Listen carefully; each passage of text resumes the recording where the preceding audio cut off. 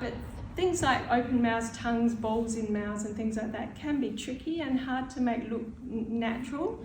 So it's nice to get a kind of pose that's not weird looking to begin with. If it's a little strange to begin with, you're going to struggle to get it to look good later. So when you choose an image, choose something that's looks kind of easy to interpret. And you can do a little like 2-minute thumbnail study, like a little sketch. And if you can sort of draw it in 2 minutes to look like that, then it's going to be really easy to paint. I love this stuff, fluoro. This sort of stuff's really great to start a painting with. You know, you can get a whole lot of different paints because I suggested a kit. The structure Matisse, this stuff's really good. It's thicker paint and you can thin it down with medium or water. It's good stuff. Then you get the flow. The interactive, that means it's got an open medium so it stays wetter for a little bit longer. Not a lot longer, but just a little bit longer so it's workable for longer. I like both. You can mix them all together. I love gesso. I love this coloured gesso. Coloured gesso, oh, see the background on this? That's coloured gesso, but look how flat matte it is. It's got a beautiful velvety texture to it. It's great for underpaintings because it's got that texture, and then when you do washes on top, it just holds the paint in place. So you don't get bubbling or drips and stuff. It's beautiful to paint on, but also it's a lovely finished painting as well. And I do whole paintings in gesso too. A tub of gesso is about $17 and it's just great. It's really good stuff. I love it. What brand is that? Is that the Matisse? Yeah, the Matisse gesso. And you can mix it with your other paints as well, so mix them all up. So it's a good one to have some of those in your kit too. Yeah, I was going to ask, because you say I've got a small tube of white, but I also bought a thing of gesso. Yeah. So if I ran out of that white, I can use gesso. You can use both, anyway. both together, or start with the gesso and then go to the other white at the end of the painting. Yeah, right. Yeah, cool. White gesso is great. So if you've got white canvas, and hello there, grab a chair and sit down. If you've got a white canvas ready to paint on, it's been primed with gesso. So if you make a mistake in your drawing and you want to go back to the white canvas, you use white gesso, put that on, and then when you paint over it, it will look like you've painted back on that white canvas again. You can patch it up with titanium white, but you can see it underneath the transparent paint, whereas gesso completely erases what you've done onto that, and you bring it back to white canvas. So it's a really good correction paint to use when you're starting a painting as well. So I'm going to just paint this, and like I said, I've got loads of images you can choose from. Next week, if you want, you can bring your own image or use one of mine again. But so I'm just going to do something like that.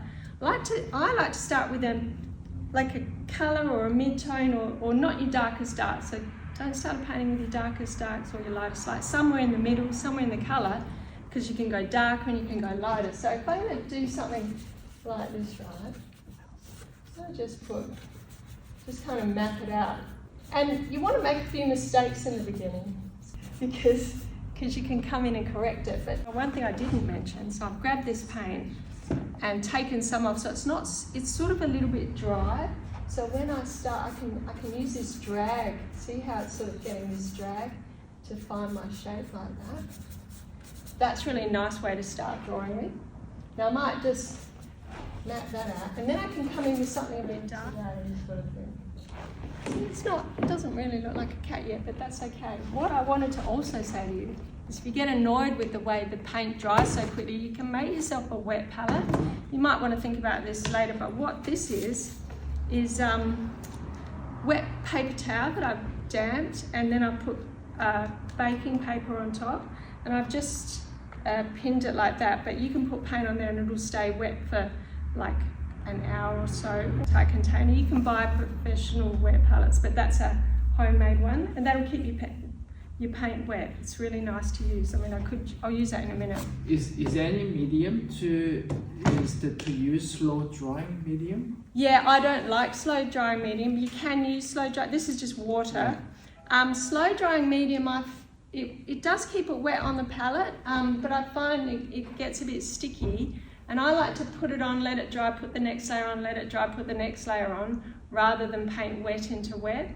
If you like painting wet into wet, then slow dry medium's good.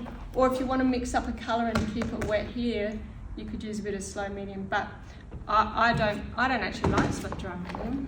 So there are different types of mediums. Yeah, to do there's different things. fast drying thin medium, there's structure medium like gel medium that makes thicker paint, all the different gloss levels. Yeah, but we'll just use water, and you can thin your paint down with water, and if you want to fix that, the water does make it not as strong on your canvas, but if you let that dry and then went over it with a medium, clear medium, it'll fix it and it'll be as strong as if you'd mix medium with it. So you can do that layer by layer as well. Right, okay. Chuck that in my water. Might actually get a bit dark here. What's that, brown black? I want to put those pupils in. So I'm gonna mix this brown with a bit of that red there. Find out where my pupils are. Just paint a bit around there a bit. Maybe even a bit of dark around that nose there. A bit of dark down that side. Maybe down there. And what I want to do now is I just sort of go as I see it. Those eyes are really bothering me, they look evil, so I'm going to, yes, this colour here. Get a bit of this. I want you to have fun, just play around. So I'm not getting a lot of paint out because we're working on paper. It's very dry and it's sucky. Sucks your paint, I mean.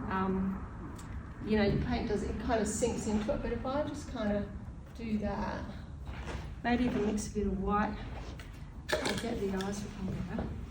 So I'll put a bit of white on there too. Is that all paint? Yeah, sorry, that's titanium white in there. So that's just paint? Yeah, from a big tub, I just decanted it. So I'm just gonna do that again. So I'll just get these eyes in here, like this for now.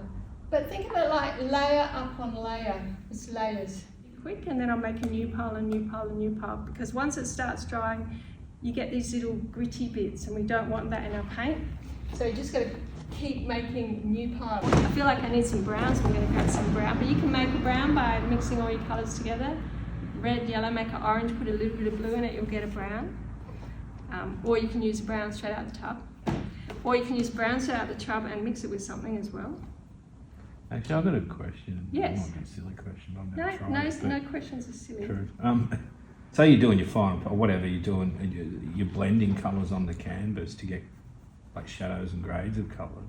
Yep, don't blend them on the canvas. Yeah, okay. Well, that blend them answers. here, Yeah. so solve all your colour mixing here and then put it on. But the way to blend it on here is to layer it on. So if I want to say, kind of get that soft tone here, I layer it, right? So for example, I will go, so I need that kind of colour there, so I've figured out my colour here. I'll put it here and here.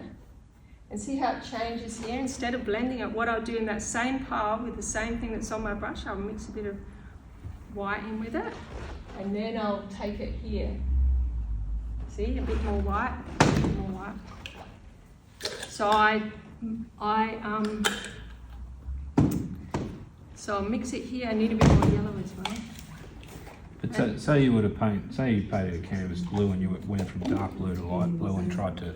Oh, you want to do a gradient like that? Gradient, that's what I'm more talking about, yeah. Yeah. Can you spray the canvas with mist? Does that work? You could, I don't know. you could wet it with a bit of water, but no, you just want to have a good consistency on your brush. You probably want a really big brush. Yeah. And you start with, say, you darken and just add a bit of paint, do the next layer, a bit more paint. You could get another soft brush and just softly go over that line to soften the line. Which is obviously a lot easier to do with oil paint, sort of. It's a lot easier to do with oil paint. That kind of blending is good for oil paint. Yeah.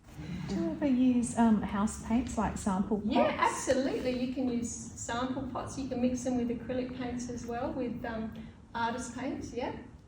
Yeah, they're good. Sample pots are good. I painted a whole mural today with on a wall, but that was on an inside wall. With Dulux, this beautiful paint. Oh, it's interior, and the flow was gorgeous. Now I can't remember what it's called, but interior house paint. Yeah, in a tin, and I mixed it with my gesso and stuff to get some different colours to put it on there. And I'll show you a photo. So that was today.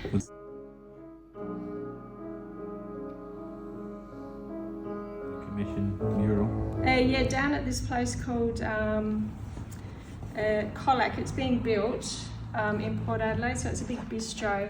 That's what I did today. And then the wallpaper is going to come in, and we're putting wallpaper all up the top. And it's like the years of wallpaper being ripped off and revealed this sort of face down the bottom. Yeah. So, yeah. You did that in one day?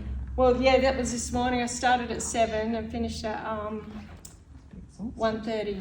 I stopped. And you know what else really helps now? I do this really early. Never leave these good bits to the last. Do them at the beginning and do them at the end as well. So we'll chuck these little dots in right now. Because you see, that makes him look like, you can see his eyes now. Now I can come in, I'll just get that here. And then I want to go back to my bigger brush, get some more of this yellow. See, that's dried. I can't use that anymore, so I've got to make a new pile. So as soon as it dries, kind of got to make a new pile. Unless I'm in my wet palette. I'll show you how this works. How quickly it can come to life. Is just, that's wrong, so I'm going to make a correction with that. With some background, see? Yeah. So make some corrections with the background, and you don't have to colour the whole thing in. You just sort of do where you need it for the minute, and you can always come back to it. But correct. That's why it's kind of nice to have mistakes so you can correct. So we'll leave that like that for the minute, and then I can see I've got to go darker there, so I can use some of this with something else. Maybe even try all your colours, you know, just see what they do, mix them together. If you like them, keep going with them. If you don't, put them aside. What is that colour? That one, oh, I love this, green grey. That was on your list. It's pastels are good, so you can mix them with other things. Like if I mix this green grey with that pink, which is finished, or even with that blue, with anything really. With brown, oh that's why I love it. So that brown there, which is a reddy brown, and green grey, I get a nice kind of soft grey, which will probably work. That's a bit darker there, but so I'll put it on. I go a bit dark there, so I'll move it to the other side. I'll put it over here, so we can bring that down there a bit more. Kind of move that around there. I haven't even washed my brush yet. I've just been using the same brush. So what I do is, if there's too much paint on there, I'll wipe it, because I don't want that paint on there, and I want that colour. So now I'll get a bit more serious with my colour. So let's go. So see, that's a bit bright. Using the moisture of the paint, you're not any water or I'm anything. painting very dry, because I'm painting on paper.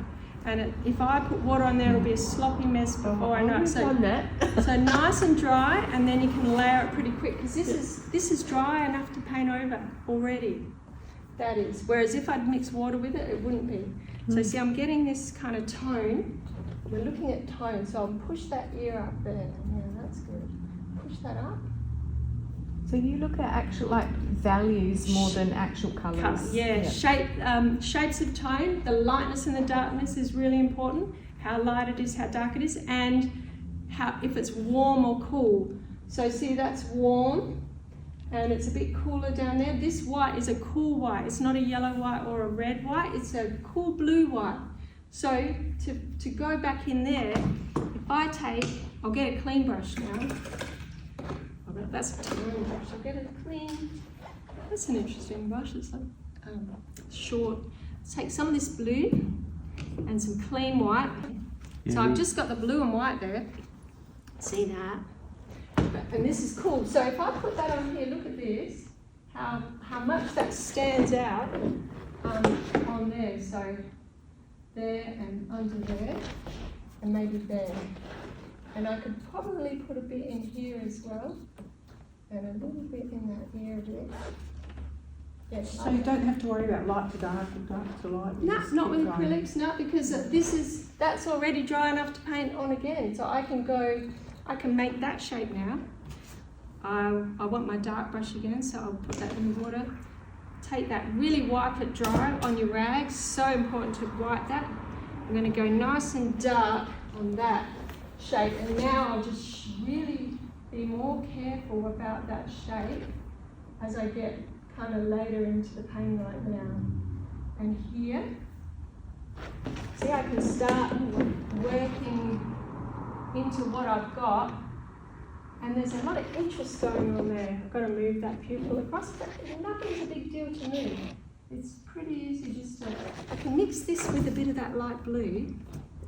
So if I mix that with the light blue, to get a lighter version of that, I'm looking in the nose here, a bit lighter there. You make Looks it easy. I know. Have a go. It's fun. Mm. Have fun with it, because I think that's what it's sort of all about. See, now I'll just do one more thing, because I think you can get into it, but I'd go back into those eyes, because the eyes are really important.